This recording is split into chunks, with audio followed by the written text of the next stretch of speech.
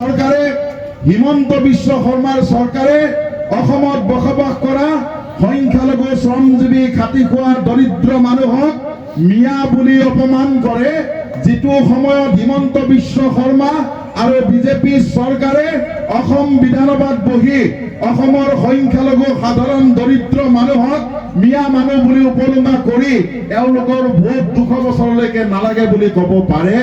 যিটো সময়ত অসমৰ এই দৰিদ্ৰ শ্ৰমজীৱী মানুহে পৰিধান কৰা বেগ ভুকাক লৈ লুংগি টুপি দাড়িক লৈ যিজন দেশৰ যিজন ৰাজ্যৰ মুখ্যমন্ত্ৰীয়ে সংবিধানৰ শপত খাই পেলাই মুখ্যমন্ত্ৰী হোৱা ব্যক্তিয়ে যেতিয়া এটা ধৰ্ম এটা বৰ্ণৰ বিপক্ষে ঘৃণা বিয়পাব পাৰে, যিখন ৰাজ্যত মুখ্যমন্ত্ৰী তথা চৰকাৰে আপোনাৰ প্ৰতিটো অধিকাৰ সংবিধান প্ৰদত্ত অধিকাৰ কাঢ়ি নিয়াৰ কাৰণে যিকোনো স্তৰলৈকে যাব পাৰে, সেই সময়ত আপোনাৰ মোৰ সকলোৰে নৈতিক দায়িত্ব হ'ল যে একলগে এক মঞ্চত থিয় হৈ সাম্প্ৰদায়িক বিজেপিক কেনেকে ভেটি পেলাই অসমৰ সৰ্বস্তৰৰ ৰাইজৰ লগতে অসমৰ এই দৰিদ্ৰ মানুহৰ স্বাৰ্থ সুৰক্ষিত কৰিব পাৰি, তাৰ কাৰণে আপুনি মই সকলো একগোট হ'ব লাগিব। আৰু আজি যদি এই সিদ্ধান্ত নলয়, আজি যদি আপুনি মই এই সিদ্ধান্ত নলওঁ, তেতিয়াহ'লে অনাগত সময়ত বিজেপি যদি এইখন ৰাজ্যত এইখন দেশত পুনৰ আহে, তেতিয়াহ'লে নিশ্চিতভাৱে মনত ৰাখক, বিজেপিৰ জন্মৰ পৰাই এটাই স্বপ্ন, অসমত বসবাস কৰা ভাৰতবৰ্ষত বসবাস কৰা মুছলমানসকলক ছেকেণ্ড ক্লাছ নাগৰিক বনোৱা, দ্বিতীয় শ্ৰেণীৰ নাগৰিক বনোৱা।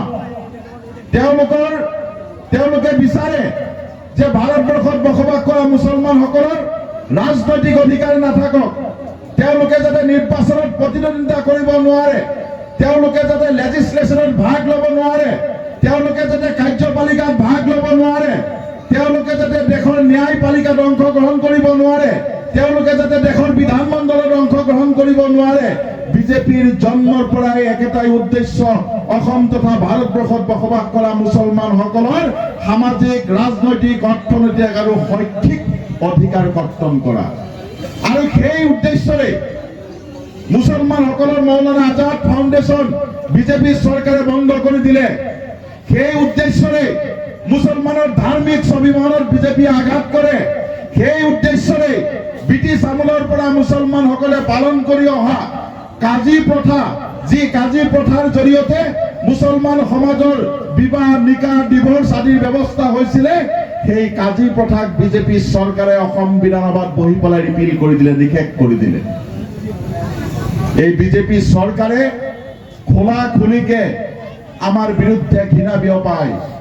সেই ঘৃণাৰ চূড়ান্ত ৰূপ ইমানলৈকে পায় যে অসম বিধানসভাত বহি অসমৰ মাননীয় মুখ্যমন্ত্ৰী হিমন্ত বিশ্ব শৰ্মাই কয় যে দলগাঁও খাৰুপেটীয়া অঞ্চলৰ ৰাইজে চব্জিৰ জৰিয়তে কেঞ্চাৰ বেমাৰ অসমলৈকে বিয়পাই দিয়ে।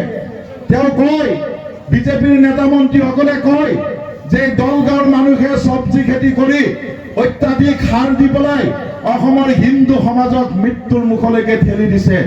আমি ক'ব বিচাৰো, মুখ্যমন্ত্ৰী মহোদয়, দলগাঁৱৰ মানুহ ইমান নিৰ্দয় নহয়, দলগাঁৱৰ মানুহ ইমান নীচ নহয়, দলগাঁৱৰ মানুহ ইমান নীচ মানসিকতাৰ নহয় যে দলগাঁৱৰ মানুহে কাৰোবাৰ মৃত্যু কামনা কৰিব পাৰে।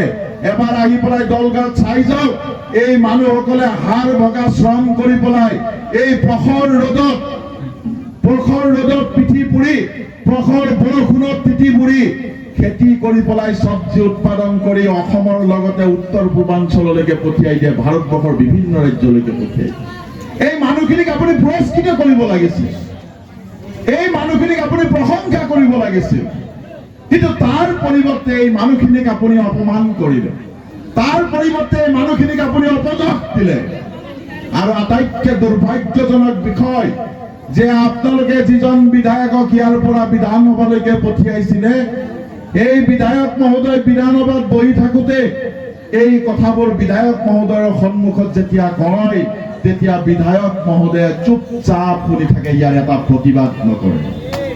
বিধায়ক মহোদয়ে ক'ব লাগিছিল, বিধায়ক মহোদয়ে এই কথাটো ক'ব লাগিছিল, মাননীয় মুখ্যমন্ত্ৰী মহোদয়, মই মোৰ দলগাঁও সমষ্টিবাসীক জানো, মই দলগাঁও সমষ্টিত জন্মগ্ৰহণ কৰিছো, এই মাটিৰ হাৱা পানী খাই মই ডাঙৰ হৈছো, ইয়াৰ প্ৰতিজন মানুহক মই চিনি পাওঁ। এই মানুহে কাৰো মৃত্যুৰ কামনা কৰিব নোৱাৰে।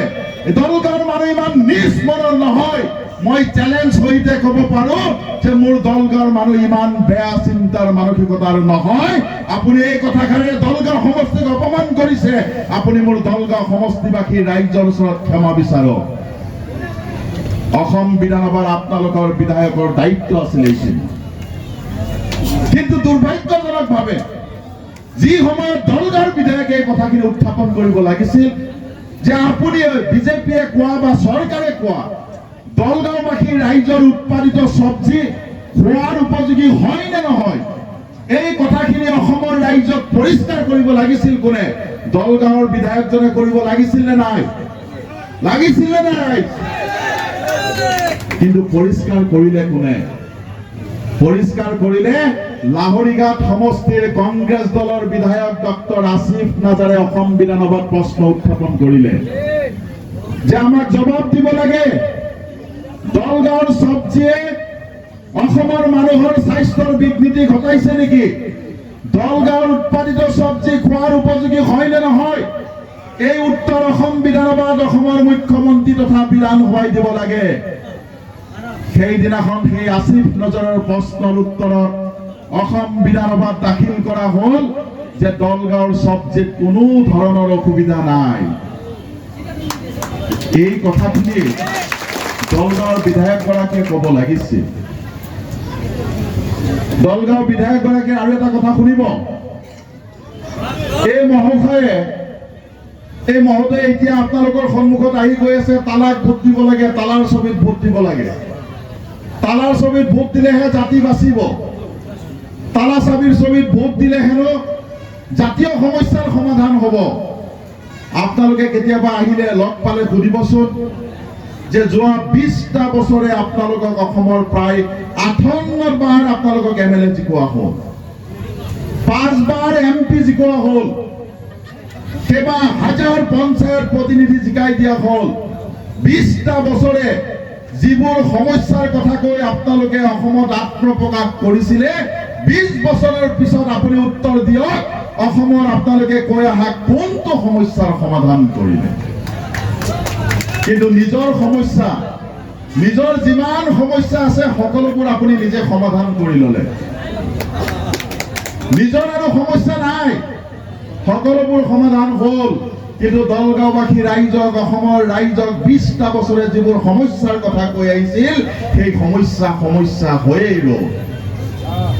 তেওঁ এতিয়া আহি ক'ব যে আপোনালোকে তালাচাবিৰ ছবিত ভোট দিয়ক। কেইজন মহাশয়ে 2019 চনত দলগাঁওবাসী ৰাইজক কয় যে আপোনালোকে লেপটপত ভোট দিয়ক, কৈছিলে নাই? 2024 চনত তেখেতে আহি ক'লে নহয়, লেপটপ নহয়, এইবাৰ নাঙলত ভোট দিয়ক। নাঙল কান্ধত লৈ ঘূৰি ফুৰিছিলে নাই? কওক, নাঙলখন কান্ধত লৈ ঘূৰি ফুৰিছিলে নাই?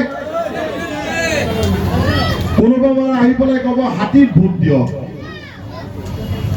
এইবাৰ আহি কৈছে তালাত ভোট দিয়ক। আপোনালোকে তেখেতক লগ পালে সুধিব যে মহাশয় আপুনি প্ৰথমতে ভালকে কওকচোন, আমি ক'ত ভোট দিব লাগে? তালাত দিব লাগে নে নাঙলত দিব লাগে নে লেপটপত দিব লাগে নে হাতীত দিব লাগে?